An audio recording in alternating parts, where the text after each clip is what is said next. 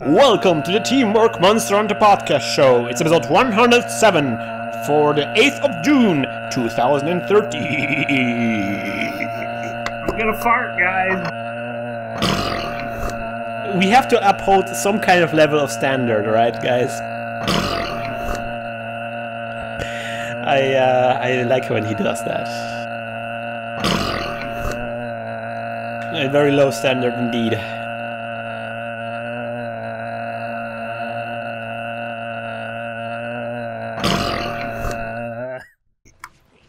A-team theme should start here.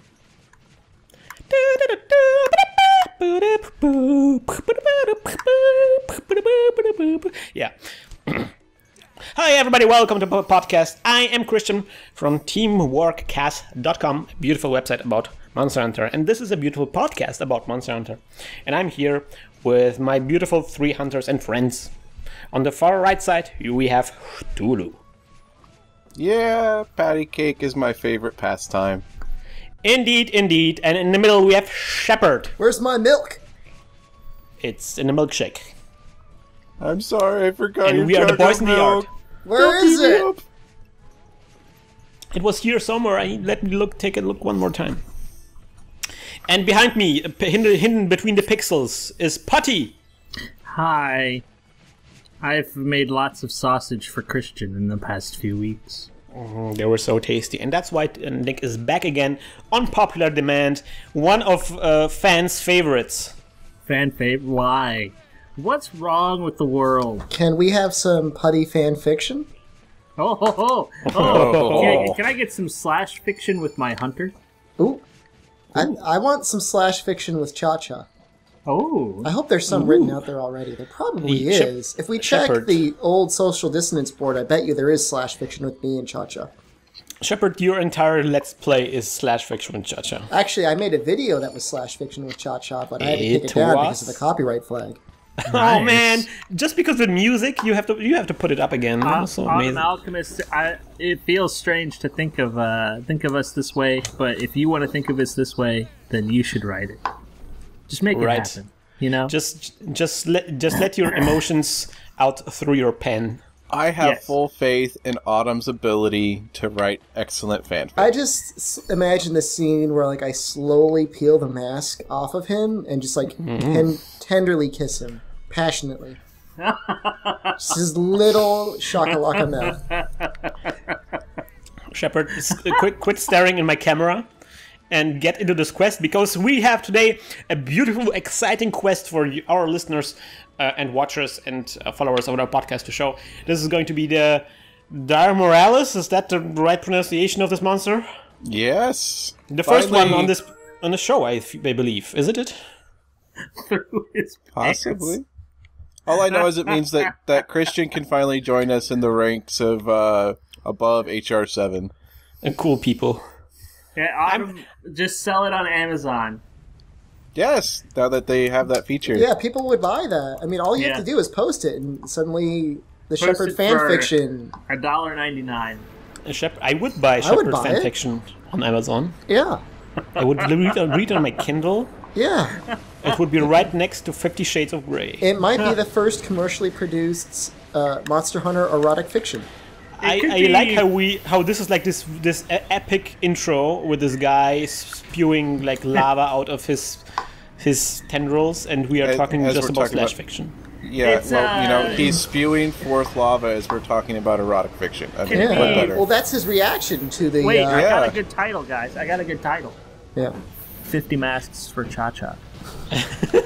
Oh, God. Christian, don't run forward when you get into this. Run to the side. Can I say this? No. No, sorry. Okay, no, we'll beat that. That's too obvious. That's too crude. Okay, I'm sorry. That's. I realize you're a banker. Oh my God. What? I don't know what happened. He was bombarding me with stuff. There was no way. Good. No, that's we call that the hat trick, when you are actually killed before you even have the opportunity to do anything. Well, I refer to it as the Shepherd because he's the only person that I've ever seen it happen to, and it's happened twice now, I think. Yeah. Well, why did I take a minuet stone out of the box? This is going so wrong. Oh, ballista ammo, nice. That's something I can do. No. I don't like this at all, guys. Make it stop. This quest sucks. I'm gonna stay in the cave until I get the car. What? Get out here. Oh, fine. He's really not hard, you know. Oh, but you say that, but I just died without even moving. It's because you haven't had a chance to learn his moves. Why did you say not to walk towards him? Because Well, definitely don't run into the fireball. Yeah, Yeah. fireball Well, falls I stayed directly where in I front of was, you. and then he killed me. You guys are well, you horrible. run You're off giving to, the like, the most left. horrible advice. yeah, you run at like a 45-degree angle. Where is everybody? All Why of aren't you this. attacking him? I'm just I'm not trying. done. I'm not You're not paying even listen to close you to guys. him. Just shoot him. Does he have? Is it normal that he has pipes on his back? He's like Optimus Prime. Yep. I think this is the way Michael Bay wanted Optimus Prime to look like, with flames on his sides and with pipes on his back. Oh god. Oh, that's bad. That looked like it hurt it a lot. That did hurt a lot. Is there a spot I should target? The glowy bits. The glowy bits. Everything that's glowing. I'm trying to glitch out the reload thing, Oh, you're gonna try and glitch heavy siege mode. and I did it.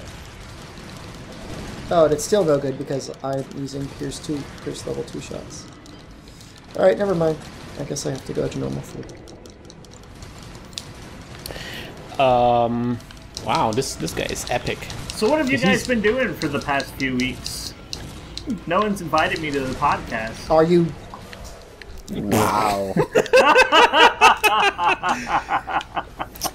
I specifically remember last week someone saying they were going to show up and then ditched us. I think they took a nap, possibly? I was making videos for the class I'm teaching. Ah. So Yeah. what kind of videos are you making? People didn't quite understand what we meant when we were talking about like a game prototyping toolkit. Ah.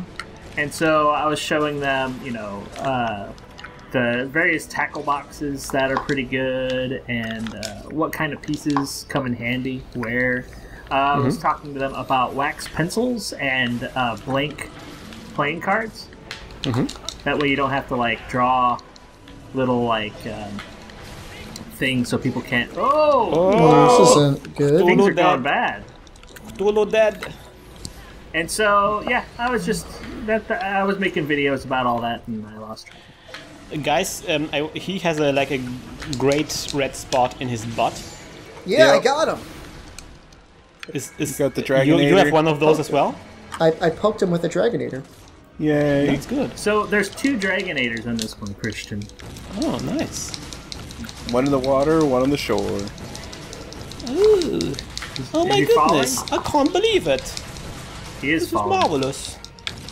Oh, he fell over. Is he dead now? He's Is like that now? Austin Powers, like, oh, I fell over. I fell Oh my over gosh. again. Oh my god! Wow, he has like red flowing spots on his shoulders everywhere. He's like Yep. Jupiter. Magma flows through him.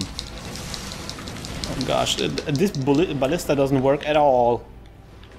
Not with that attitude. So you were making videos for your students, and that's why you weren't podcasting, right? Yeah. I was sort of talking about, like, because we're using that Tracy Fullerton's book, Ah, yes, she's good. She's good. She's a good person. and so there's an example that she has with this game called Up the River. Uh-huh. And it's a really good example because it talks about, like, what's the relationship between, like, the board and the Magic player. circle, jerk. I'm glad. You're not I don't talking know about- if she talked because I'm sort of excited because I talk a lot about like the theory of play, like the engagement. Guys, of I play in might circles. die now. I need help. He's about to, like, explode your face. Oh, but he I changed know. his mind. He got tripped. He got lucky. Thank you. Wow, that was amazing. I almost died right there. But yeah, so it's been fun. I've been watching my students put up examples of like how they changed the game. So Oh, that's nice. kinda cool. That's what they're doing. So that sounds sweet. So Tulu, what have you been doing this week? Oh god. Mostly streaming and schoolwork. Had doing world culture, so this week I had to write a paper that was like a letter home after, or taking place during the Battle of Norway. I think What? It was. Wow. Yeah, so it was interesting. Like, it was, taking this... Wait. It was based on the, Wasn't the this Battle tapestry. of Norway when they had the first time bomb? What? So there was a guy that they figured out that if they loaded an entire ship filled with gunpowder Uh-huh. and set a really long fuse and set it along the shore, that they could blow up like an entire part of a city, so that it would be super easy to then invade. And I thought it was the Battle of Norway when they did this. Yeah. But, I mean, it was interesting, like, trying to put your mindset in someone from a different time period, and... but, So who won the Battle lots of of Norway? schoolwork. Who won the I Battle don't of remember, Norway? to be honest. As soon No as spoilers. as soon as I finished the paper, I dumped all the information, because I also have a critical thinking class I have to write a, like, project paper on this week, and so I've been focusing more on that. Commander So- Shepard ran the Norway. Of course. That was the Normandy! Normandy? Oh, damn it. That's a completely different thing! Oh, Shepard! Hey, we're Americans, you know. Iraq is right next to Germany, for all we know. Pretty much. Norway Russia's is on in, my watch list. Norway is in France. Normandy is in France. Gosh, you're confusing me! Wow, watching superior European education fail you now. Anyways, Shepard, what have you been doing this week? I finally got around to sending my Japanese 3DS away to get modded. Nice. So So you're gonna that's get on the we're gonna way. get some. We're gonna get Monster Hunter 4. Of course. Stuff from you. Absolutely. And there's actually been a lot of information being dumped. So, Yes. oh, and also Uniqlo released some Monster Hunter 4 clothing. Interestingly enough, and I ordered it, and it's already arrived. Woo! Yeah, Roy has been talking about this a little bit. So Yeah. what did you get? I got, I think I got like 6 T-shirts and 4 pairs of underwear. Nice. And like Okay. the underwear is like Japanese-sized, low-rise boxer shorts. So somebody's in for a good time. Shepard. Make sure I you order a request- size larger than normal for the underwear, then. I haven't tried them on yet, but I don't think it's going to leave much to the imagination. Shepard, I request for you to send us photos of each one individual piece that you bought from it. You, like you want me to posing. be modeling it? Yes. Yeah. Hey, you know, I have this pair of boxer shorts. Do you guys use Snapchat at all? Is that for people who send naked pics to each other? Yeah, it's like I Grindr, mean, but that's for- kind of the stereotype of it. But no, so I have this pair of briefs that have sharks on them. And so I've been sending people pictures of the boxer briefs sitting on a bed because they're sharks. So I started singing Shark Drawers in the song of Trogdor. People don't know how to react to that. I don't, Yeah, that's I wouldn't know either, Patty. You shouldn't be surprised. It But at only least makes I'm not, sense. like, Oh wearing gosh, them. why is it so hurtful every time? Ow! Oh Because god, you're in guys, gunner armor. guys, we gotta save Christian. I don't have any life powders. I'm eating my potions. Only thing we can do is kill the monster. Kill it, Dad. Alright. Yes, so I have been not sending any brief pictures of briefs, but I have been playing, or I've been letting somebody else play, or the computer play Gran Turismo for me. You really love, like, I thought that I liked racing games, but you love racing games way more than I do. I am a big fan of cars and racing. Wow! Nice, good job. Oh my gosh, we did this! We did this! I thought we didn't even die! Wow! No, we didn't. Yeah. We didn't fail. Oh man, have you seen this tongue? Well, we didn't fail. We did die actually a lot, but wow! This was pretty. You did well, guys. You did well, I too, did well. Christian. You did well, yeah. I Come I don't Now, think let's- I'd. Let's not fool around here. You're good at the game too, even if the fans don't seem to think so. Yeah, even You if know, there's dying to a monster the first time you fight it is not a bad thing. Yeah, it's kind of like how you learn. Also, I love the tongue in his... Wow, you can even carve the tongue. It's amazing. Yep, there's 9 carves possible on him. Man, so. this mouth looks so tasty. But he has Yes. yellow teeth. Damn you. Don't... No one is allowed to mention Animal Crossing. My wife might hear. Oh yeah, that's... I pre-ordered my wife the 3DS XL. You pre-ordered Nice. your wife? Yeah, she was a limited edition. I knew she knew seemed she a was little special. too nice. She knows she'll be sent back otherwise. Yeah, Dire Dragon Gem. Nice. Oh my gosh, guys, I'm so happy we did this. And We now did you well. get now you get access to the color grid. Yeah. Oh my gosh, everything is changed now. Everything's coming up, Millhouse. I wonder what hunter rank he'll be. I'm gonna We'll guess. find out soon enough. He has to talk to the 9. Guildmaster. And Minus find out. 9. He's gonna be. I'm 9. gonna guess. Okay, everybody, 18. everybody makes. You can choose your bets now. Yep. So you talk to the Guildmaster. I bet he's gonna be between 40 and 50. Okay. Nah, I'm gonna say 17. Wait. Livwin. Okay, so you 40 and 50, Between- 17. What exam should you be studying for?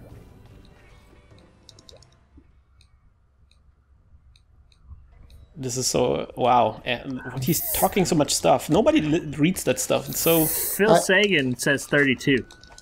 32. 32 sounds. I'm a hunter's mark. Wow, hunter 27 guys. Oh. Shepard, you are way off. Yay, Christian! I am 27. You're a I'm man young. now. You are a man. I can drink now. That's good because I've been drinking all the time. You can start dreading middle age. All right, guys. Let me get another beer, and we're gonna be back with another podcast.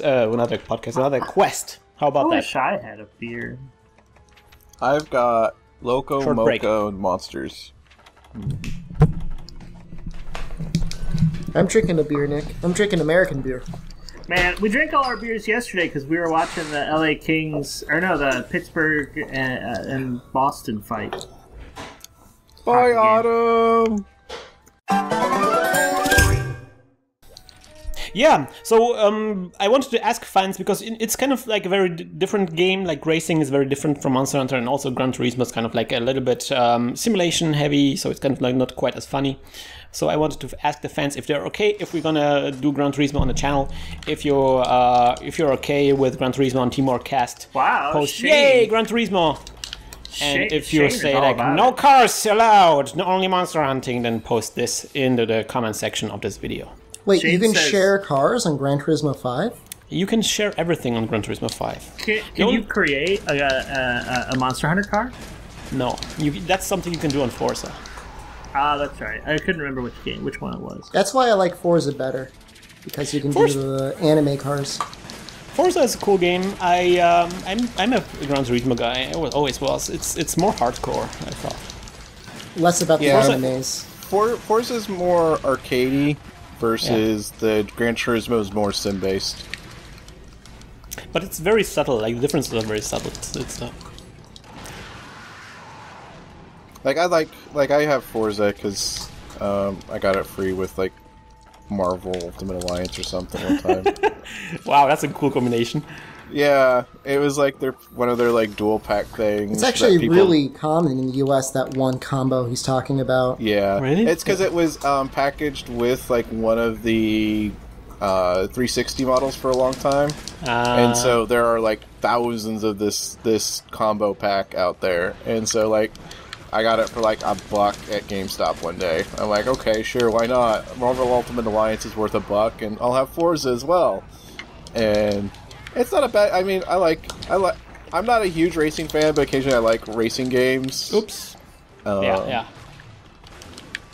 Because I'm not a car person, but sometimes it's fun to race around a track at 300 miles an hour. I really like racing games, but I'm not a car person. I don't know. How does that work? You like the racing, but you don't like the cars?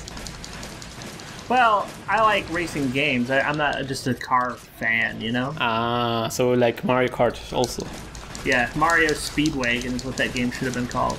Mario Speedwagon. Mario Meat Wagon. Ooh, I'd eat it.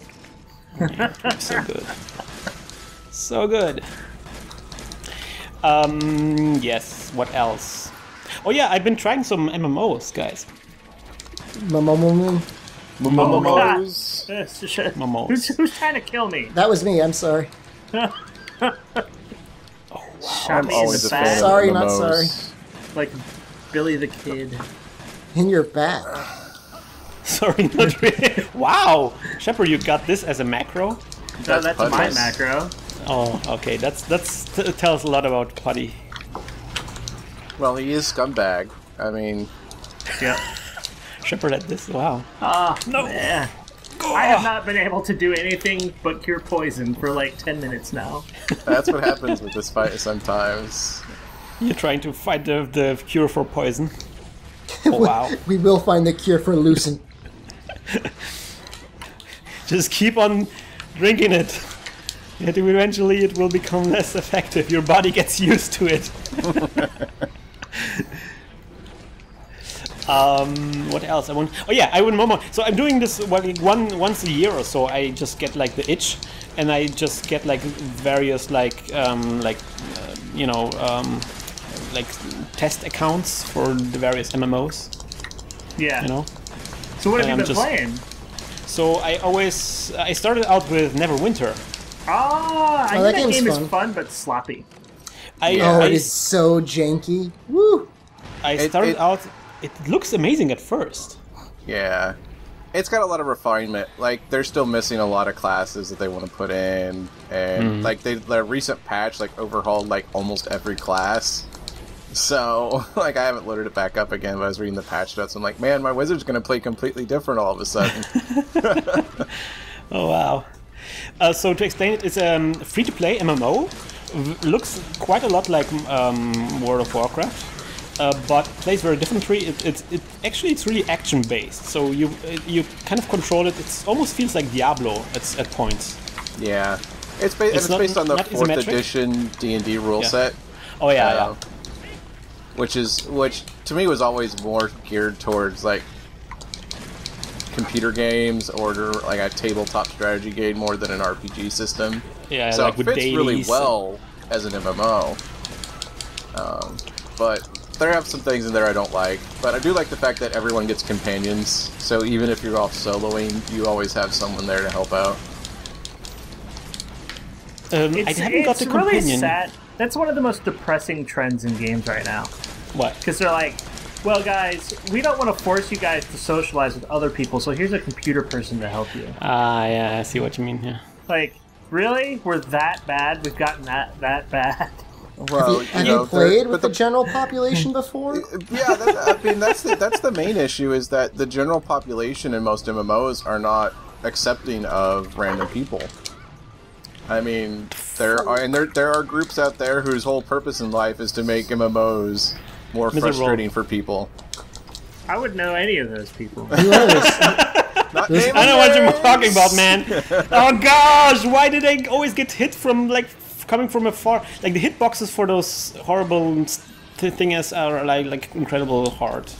Like the poison things. Anyway, yeah. So that's the cool thing I thought about Neverwinter was when you fight the monsters. It's kind of like a little bit like Monster Hunter in a way that the monster kind of or the enemies that you fight with, they kind of telegraph the moves ahead of you.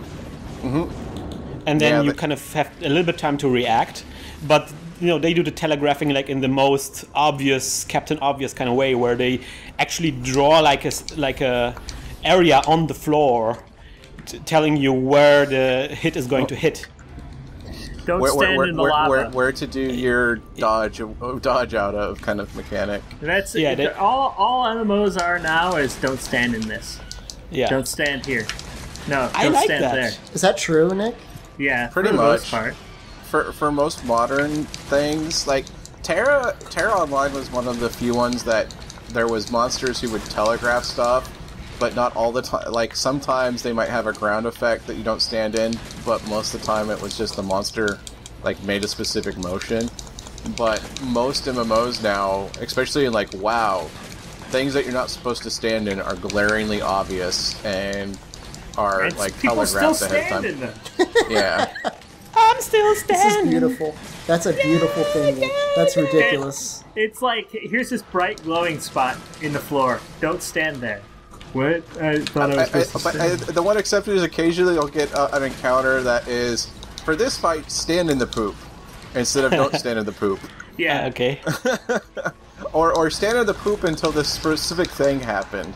And that's a lot, like, the most recent raid tier for WoW does that a lot. Like, half the bosses, there's something you want to stand in, but then after a specific thing happens, that spot is really horrible then. And so you have to know when to stand in what poop and when to get out of what poop. And... guys, this is not looking good for me. We've talked a lot about, like, player training and stuff like that. Yeah. And because of that one podcast now, anytime I hear the game telling me something, I think, Mega Man, Mega Man! Mega Man, Mega Man! From that video that you don't enjoy. Yeah, I do enjoy it, but I thought everybody's like referencing this as it's like the, you know. Well, I kind of have come to understand what you were saying. Like, good games have always done this. And it's not that games, like, it's not that idea has gone away. Yeah. It's just that players are a little different these days.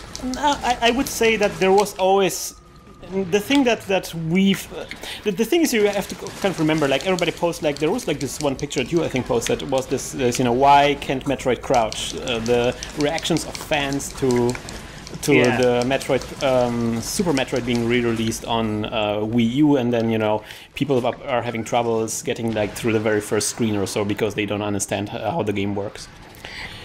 And there's one thing that people laugh about this, saying like, oh, players are getting so stupid nowadays. But there's two things we need to consider. First, like back in the days, the same thing happened to you. You just didn't post it online. Yeah. You were just stuck and you just couldn't figure it out. How to do it. Yeah, it's just you know, players didn't get more stupid. We were always stupid. We just didn't communicate it so clearly that. I think yay! Yeah. And the other thing, yes, we did it. Beautiful, amazing. Oh my gosh, this was with some training. It's a doable quest, but it's a very tough one. Wait a minute, I wanted to mention the other thing as well. The other thing is that games previously had a lot of like help that you could get. Like, for example, one thing that you could always get with a game was a manual.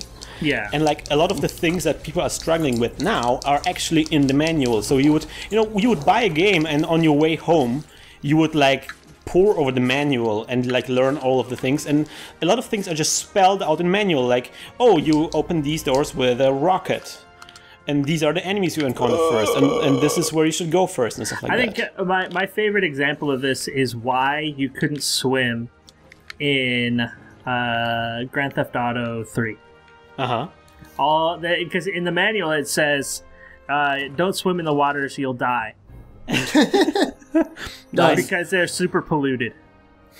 What's that's funny is it's like, you know, here's a reason why. You know, never mind the fact that they just couldn't figure out how to make swimming work. But I like it. So why not?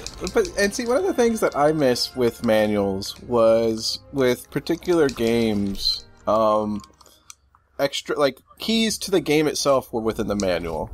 Like Star Tropics, for example, it wasn't necessarily in the manual. It was a separate insert in it that was a letter included with the manual, but it had a hidden watermark that when you put water on it, it revealed the code to the submarine. That's what a great thing. Yeah. And that it was just such a unique way to tie the outside world into the game itself.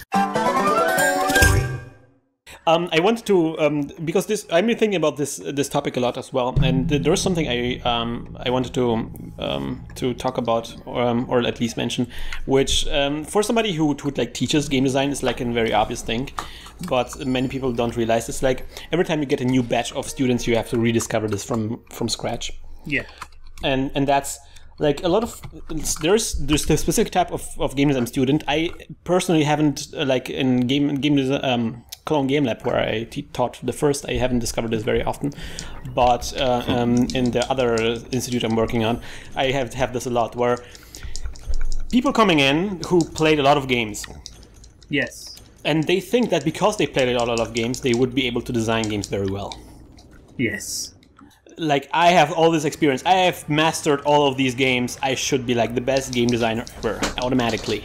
Yes. And that's like so not true. Like, because the skills that require you to, like, often the skills that you use to be good at a game are like often the very opposite of the skills that you need as a good game designer. Yeah, and this is the I've been thinking a lot more about this whole like super focused podcast, because I talk about it sometimes. Yeah. And as I've been kind of going on, I've started to realize that what I should call this podcast is fans versus designers.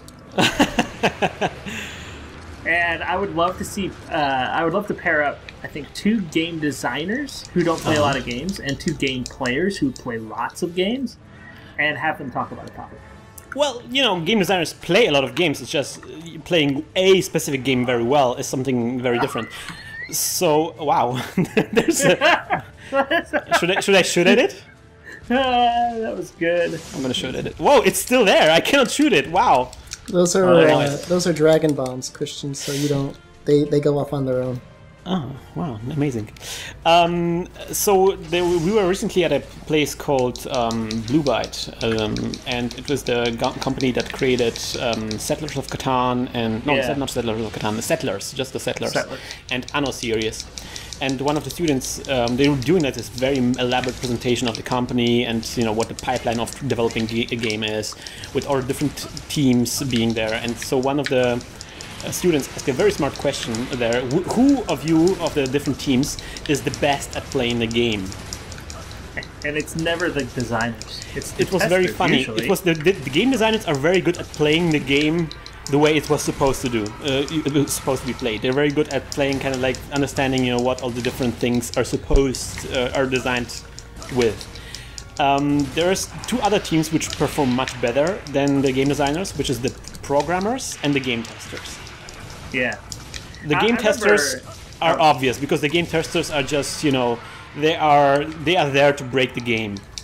Yeah. So they play the game so much that, they discovered all of the nooks and crannies of the game. And the programmers are have like this mindset of always wanting to break the game, because they have to do all the debugging. So they have to be always, everything they program, they always have to be mindful of how can this break. So that's how they often approach the games, like with this mindset of how can I break this? How can I break this for my advantage? But an interesting thing is that even as a game tester, or somebody who plays the game a lot in the game company, you are still required to communicate very well. Like, that's the most important skill. You don't have to be like the best player ever. You need to still be able to communicate what's wrong with the game, like what you think is the problem, and also you put yourself always in the mindset of a player who is new at the game. And I feel like, looking like a lot of comments online, a lot of the gamers who are very good at the game always are often looking down on beginners. Yes. And that's like the very opposite of what the mindset you should be having when actually developing a game. And, what's funny is, like, the whole training in social communication, like communication studies and stuff like that. You see a lot of, like, game studies people make fun of the communication studies people because they don't understand, like, why would you ever care about that? Why would you do that? And why do you want to communicate? Yeah, well, so, like, all bad games can be traced back to poor communication between design teams. Typically. Like, I have a friend, his name's Casey O'Donnell. He graduated from Bogos School, so he's a Bogostian. Bogostian. But he spent, I think it was like 5 years with a team that was making games for the PSP. Nick, be careful. I'm careful. Okay. Just be careful. Be careful. And so, I fell off. And so... Be careful! Yeah, I was Nick, careful. be careful. I'm careful. So he spent 5 years with them, and, like, so he would sit in each team each, like, week. I think he alternated between teams each week, and he would interview why did you say that you don't care about this certain thing? And artists would say, I don't care about programming. Or the programmers would say, I don't care about art. That doesn't have any impact on me.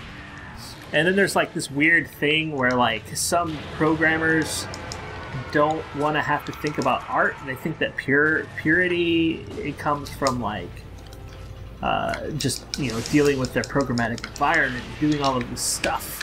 The game design should speak for itself. You shouldn't have to dress it up. Yeah. So programmatically, we express these procedures, and that's what players are engaging with. They're not engaging with the art. And then they look down on the artists, and it's just Yeah. There's a lot of tension in the studio always, but Blue Byte was actually pretty good at this. I thought the teams it was a very healthy studio for once. It had a lot of women on there. Oh, that's good. Yeah, that was really good, and they were, and this team seemed to be like very, very friendly to each other and very, very well oiled. So that was actually a very cool company to visit. And I think it shows in the games. Like the games they make, they're really, really cool. I thought. I really love the Anno series. Man, so good. I have a beta code for Anno Online. I just haven't used it yet. Speaking of pretty fun. Yeah, you should. That's a game that they actually showed to us. How they created it and explain a little bit of stuff about this. Speaking of beta codes, Cthulhu, we have received beta codes. We have? Or not beta codes. We received codes about a game that came out on Steam, which is called The Adventures of Van Helsing. Oh yes. Have you tried this? Yeah, it's interesting. I mean, it's a Diablo clone, basically, when it boils down to it. But I like the characters in it a lot. I don't know so much about the gameplay itself. I have some issues with limiting yourself to two. Essentially, you're limited to two abilities: an auto attack and then one special ability, which. It's a little bit limited. It's a very simple Diablo. It's a very simplified one. You don't have like the multiple classes of Diablo and multiple pathways of Diablo. It has like a skill tree, but it is a little bit limited, and the game has its weaknesses. But I love this. I love that there's that we are having like now the situation where there is a lot of this like mid-tier games. You know what I mean? Where it's like not a AAA, like the best game ever, but it's just a game somebody did, and it's like some of the stuff in this game is so hilarious, like especially the voice acting. Oh yeah, like the interaction between Helsing and his ghost companion is hilarious, and I do like the story better than I did Diablo's. I mean, Diablo's story is really so forgettable at this point. There are angels, guys, angels and demons. Beware the demons. Yeah, and there's like a devil, and there's like Tristram. Remember Tristram, right? Oh gosh, I died. To reiterate, so Helsing is a game where you are Van Helsing, and you are in like a Russian or like an Eastern European country, and you are looking for some demons, I guess, and you have like a ghost companion. Yeah, and specifically, you're not the Van Helsing of legend. You are the son of that Van Helsing. Oh, I haven't picked up this detail. Yes. Yeah, if you watch through the intro, it talks about how his father was a hunter, but now he's retired and he's become a hunter now. And his father, Van Helsing, was the one who like got this spirit to bound to the family and stuff. So it's interesting because you're basically taking on the role of the next generation Van Helsing. So you're Van Helsing too. Yeah, and so that explains why, you're not super powerful at the beginning, but, as you're going along, you're getting stronger, and it's really intriguing, because it sets it up in a world where, monsters exist, and there's this one, you're going into the kingdom where, like, all the mystical monsters have gathered, because they get driven out of every other nation, so here they have a country that is based all around monsters. Yeah. And you have a ghost with you. Do they explain why the ghost is there? So Van Helsing his father had found basically that she was causing trouble someplace, and his father went out and basically removed her or stopped her from causing trouble in the process, grabbed like this necklace that bounds her soul essentially to the Van Helsing family at that point. And also so she has a like a Russian accent. Yeah, it's a very sexy accent. It's a And very she sexy Russian transforms accent. between like a really, you know, like 16th century noblewoman appearance to this horrific monster appearance. She's hilarious. She's basically the cat from Torchlight, or the pet from Torchlight, because she can also like take the stuff you gathered in a quest and sell it in a. Yeah, and they did a really good job with like her. There's a AI programming menu for her where you can have program her like, oh, I only want you to pick up this kind of gear, or I want you to buy this many potions for yourself, or all that crazy stuff. And so it's a nice little, simple, easy user interface to program an AI companion, which is really nice. A really fun game. I would say like if it's not like the best game ever, but it's a fun game. That's I would say yeah, maybe and it's I want to say quasi indie studio did it, like not a little bit, yeah. They're not big. name. They're not very big. Yeah. Also, one thing maybe there's no demo out, sadly, but it's only like $14, so you know it's not a big loss. I'm sure it'll be $4 in the summer Steam sale. It probably will be eventually. With that, like right around the corner next month, I'm sure. There's also what else? Oh yeah, I had some. I don't know if you had any problems, but I had some performance issues. That game.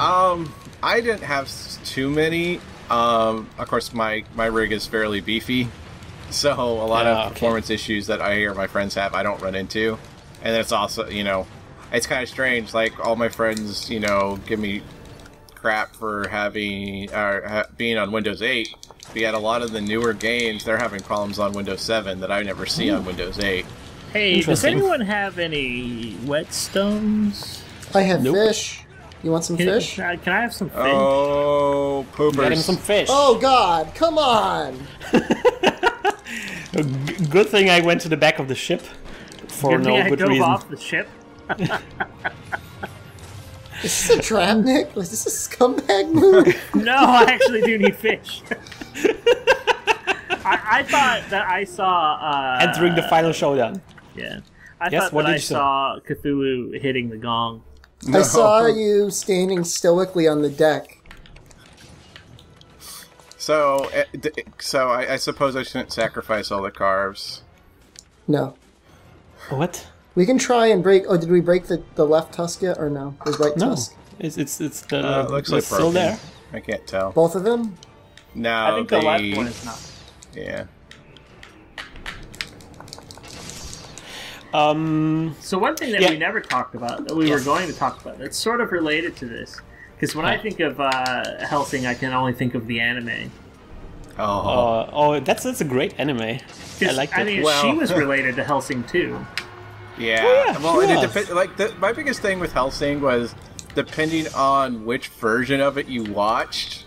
Because they had like the remake version where they completely changed that character's personality. Oh, I forgot they had the remake. Oh yeah, that's like a typical anime thing, like the Gaiden version.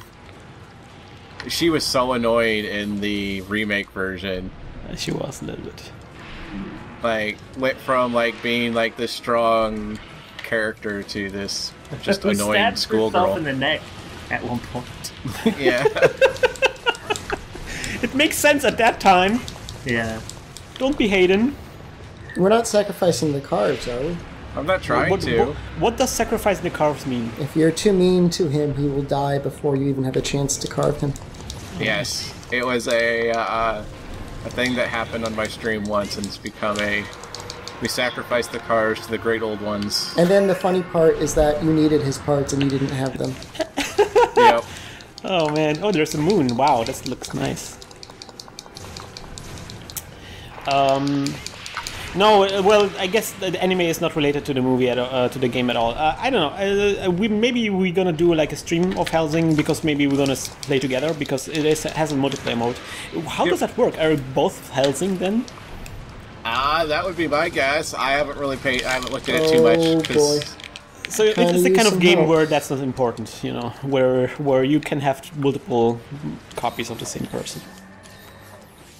What's Wouldn't be the happening first time of having multiple copies of the same person. Yeah, it's cloning, you know. Christian, you should wait to let him move forward a little bit. But I only have like a very cheap gun. Okay, I'm gonna gather some ammunition, maybe. Yeah, maybe ballista him. Maybe we can all do that.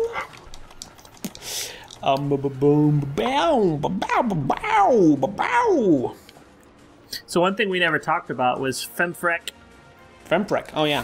So that was something that came out last week. The new video by Feminist Frequency Anita Sarkeesian, which we already talked about in many, and one person always complains in the comments.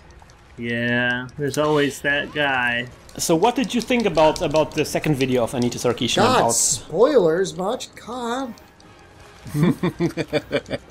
All these feminists spoiling everything. Jeez. So Shepard wouldn't watch the video because it contains spoilers for games. I watched about 60 to 70% of them. I watched 60 to 70% of it. I wondered, yeah, that there were some spoilers in there. But come on, it's like a lot of spoilers in there. At the end, the woman wants to kill herself. Nobody saw that coming. It's sort of funny, like, you watch the first few before she really gets into spoilers, but then she's already spoiled all of them anyway, because they're in this video for the same reason. So it's like, you should know this anyway. I mean, come on. It's the not same like story. It's the Red Wedding. The reason why this game was mentioned is because it is like a very common trope. You know, if you should be able to figure it out by now. Probably figure out what the game designers have in mind for cutting-edge story and plot development. I mean, she raises an amazing point, like literally killing women just to kind of give a male character like a minor motivation. Like, yeah. That's it? Like, that's the best they can come up with as designers? Like, I don't know. Well, it's, you know, games are judged by their emotional content in some capacity or another. Oh, good job. Did it! Oh my gosh! Oh my gosh, guys! We are amazing. I wonder how long those ropes will stay there. Probably forever. But yeah, it's I guess the basic gist of this video, which you know, there's always going to be people who disagree, and that's fine. And there's also going to be people who are offended by this, which I don't really understand. Yeah, because nobody's attacking it; they're just pointing out that this trend exists. Wait, how are they offended? Are they offended on the feminist basis, or is it like a man or somebody else saying that, like, God, that's not the way it is? You have it all wrong. A lot of people are completely offended by feminism because they feel that it is the attack on men, but men have been doing a good job of making themselves terrible for years. You know, I did hear, though, that there was a movement amongst some feminists to no longer call it feminism because it does kind of have it's gender studies is what it should be called. Yeah, because it's by default, it makes it seem as if there's a war amongst the sexes.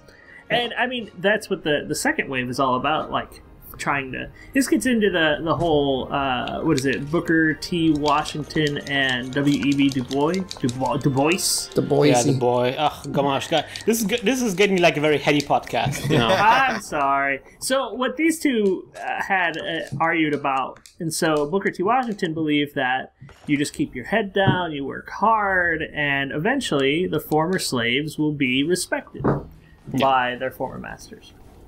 And what W.E.B. Du Bois said was that you need to fight for it. We need to make sure we're demanding all sorts of education. We need to have all of this stuff, and we deserve it because we're humans, and we've been officially recognized as humans by the courts, by the government. So the only problem is that the white people who formerly saw us as not people are still in charge. So we need to get in there. And so, like, this is the same sort of thing. Like, originally when feminism came around, it was this demand to be equal. Can we create a clapboard? A clap-atron? Sure. What do you want? Because I think that was the last one. I think we're good with footage. I think so too. So assemble. And Nick, continue. What? Can you come back to the actual video of feminist frequency? Yeah, I'm sorry. Let's do the same thing that we did with the Clapatron. With the patty cake in the beginning. We'll try and but with clapping instead. Yes. So I don't know. I thought the video was very good. I thought it was very much better than the first one. The first one was kind of like very basic and very obvious, like very obvious, like very. Wow, look like at this feminist not even able to clap in the correct direction. I know, I'm sorry. But I thought in the second video she addressed a lot of things that people pointed out as a problem with the first video. So one thing I really liked was the fact that she pointed out that it cuts both ways. That's basically it's not just about presenting women in a certain way, but it's also like presenting a special role for men to be the protector of women. Yeah. And if you're not, if your wife or your daughter died, and you're basically there's this guilt on you because you should have protected them.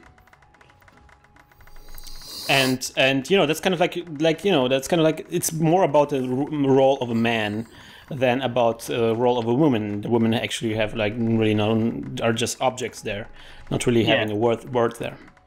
Yeah. I thought that was a very smart thing. And also showing like the developer's perspective. Like it's not like developers want to present like women in a bad way. It's not like they do it like on purpose. It's more like, they never probably have thought about this. It's like a very common story, and they just repeat the old story without ever thinking about this. And this is the hardest thing to get across, because I see lots and lots of classes struggle with this. I mean, even if I'm not teaching them, just having to be there and watch behavior and something like that. Every single time people are like, well, that's just how it is. It's like, well, yeah, that's why people just live without ever questioning this stuff, and that's not what we should be doing. Yeah. So that's why we need. It's very cool to have like videos like these where they're pointing out, hey, this thing that you thought was actually, not an obvious thing is actually not quite as obvious as you thought it would be, or it implies certain things that you maybe never thought about. And also, like, especially like very important thing. I think that's something that she doesn't really stress out. But I think the most important thing she says at the beginning of the video, which is, you can enjoy something and criticize it at the same time. Yeah. You almost always actually do. There's always like, I really love these games, but they're doing this one specific thing that kind of ticks me off. Well, to be honest, the more you enjoy something, the more critical you are of it. Like, yeah. I love Dark Souls to all get up and go. Like I've put nearly as much time in that game as I have Monster Hunter. But I'm willing to admit the flaws in it that make it such a niche title that not everyone plays, even though I love it to death. Like, if they just tweak these little things, it'd be more accessible, more easy. Doesn't mean it's a bad game, doesn't mean I don't like it, but there's just things that could be better still. Definitely. And I guess that's how the way we are about Monster Hunter as well. There's lots of things that we hate about Monster Hunter. No. Nothing. You love everything about Monster Hunter? Everything. Fill it. What about the baggie? Next question. Shepard's going to make his own video series, the baggiest frequency series. This is the problem with Monster Hunter. There's a baggie in it. Please remove it. There's too much bagging in it. Get rid of it. Yeah, I'm going to show you a couple of videos of baggies. Oh gosh, I cannot watch them. We have an invader. That's how we do it. Okay, we need to really wrap up this podcast. We've been running a little bit over long now. It's time for chocolate milk. It's time for chocolate milk. Shepard, I'm going to kill you. Chocolate milk. You should visit the website called teamworkcast.com, which is a website about Monster Hunter and Monster Hunter related games where you can watch our videos and you can schedule Monster Hunter hunting parties, and everything is awesome. Go there, teamworkcast.com. And there's going to be new videos out. There's going to be video from me about how to podcast.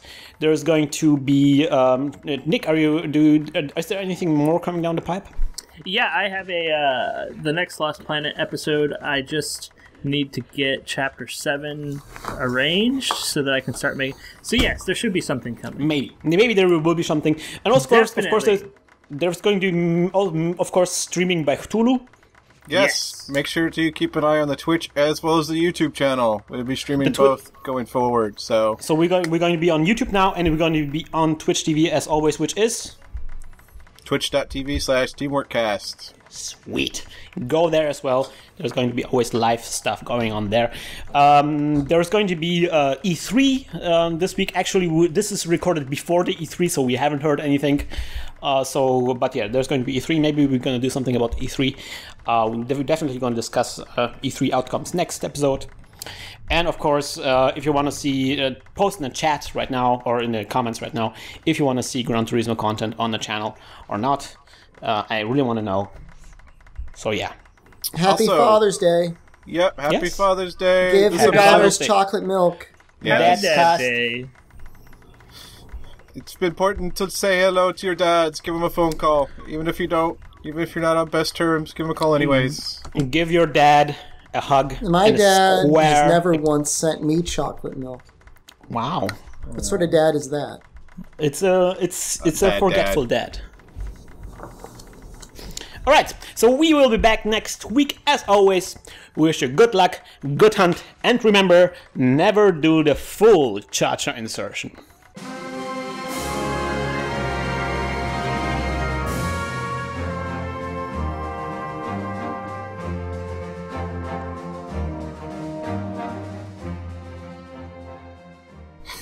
Okay. Oh, some of the masks, it would be very painful.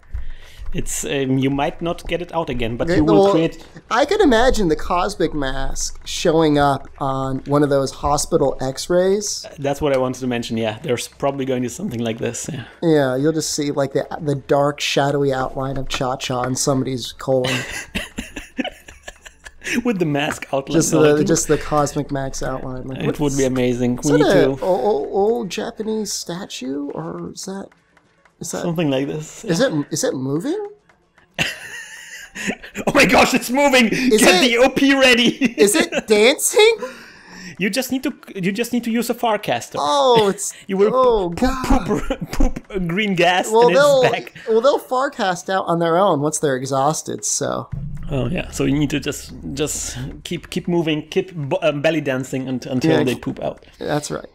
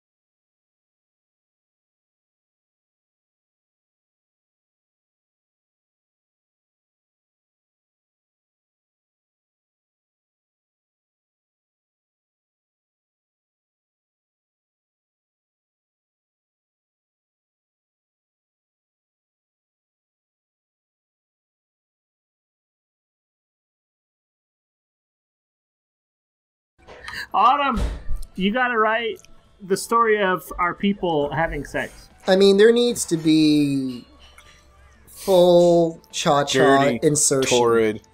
Full Cha-Cha insertion. We're going to gang up on Cha-Cha and do horrible things. God, that's so.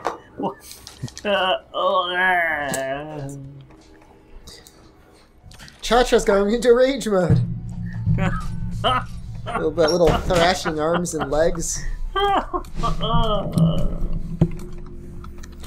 mean, but you have to write it in a way so it seems believable. That's the important part. We should finish today with Rage Match. No, please no. Full Cha-Cha insertion.